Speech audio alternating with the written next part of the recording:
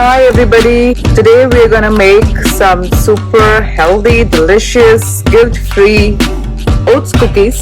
We need 1.5 cup of instant oats, some cranberries which are dried for sweetness. There is a slightly overripe banana. More the ripe banana, the sweeter it turns out. There is some peanut butter. You could use almond butter instead, whatever you prefer. I have about 1/2 cup of milk. You can use dairy or non-dairy milk, some vanilla essence. To start, I'm going to peel the bananas and we will mash it. Add about 1 teaspoon of vanilla essence, a teaspoon of peanut butter or almond butter. I'm going to add half of the milk that I have here and then mix this all together.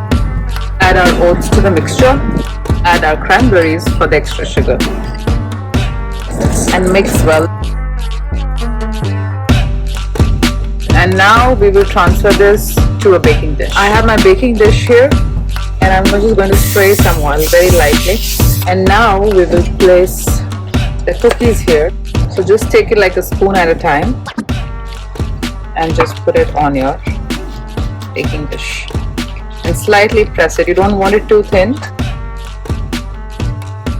Just give it a quick oil spray on top as well, and that is it.